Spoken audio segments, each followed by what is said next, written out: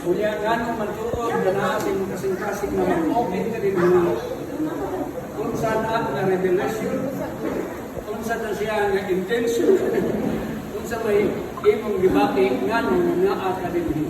Kaya bukod, sa una nagbutag ko negosyo, naging ko, kinanang niyo sa isaktong na lugar. Kaya bargaining mo na customer. Kaya kung sa mga klaseng negosyo, sa inyong mga supplier, sa inyong mga worker, o ang inyong gusto, kita ba, mahimo ang mga tao, mga kaibigan sila, sa lugar na anaa, na ilang ng banggamay, ano yung pasalamat sa Diyos. Yan ang salamat ko sa Diyos. Kaya ko niya, nalis sa Wisdom, may lawas, may mga buntag, subod na ko 2023. Wala pa din ko na sakit pa. So, nakaya yun ako. Salamat ko kayo sa mga kaubanan ko. Ikan kilang ang wawi pagsugod, kayo tuntun, ang kanami. Naganda niya ni Kauna. Siguro, abang ko na po sa creative. Oras.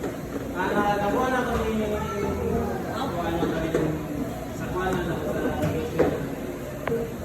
Nakuha na ako 2023, na-realize na ako na fair dito kayo ang Ginoo, nalang sa tao, kasi kuha siya ba? Ang Ginoo nag-aantag sa tuwa o ka ng opportunity sa tanan, pero nara sa imo ako, sa ori ko siya pag-discarte para magamit ba.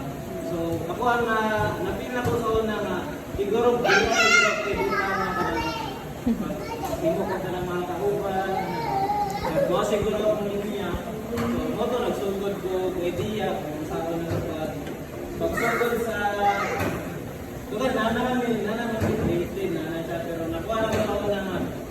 Pero kahit na pagdahon, nakuha na ako na pagkantao, pero hindi siya kataon, so kung nauna ko sa pagkakaroon sa 125 million na tao sa Pilipinas. Kung saan na nito, so naging mo kung idea na siguro, subod na siguro sa santaan na, bro. Nabot na tayo sa Matina, sa Bukton, may tulong na eh. Pero mga next month siguro, magkawala pa sa Bukton, balik mo dito, may tanong dito. Kaya salamat sa tanan. Amen.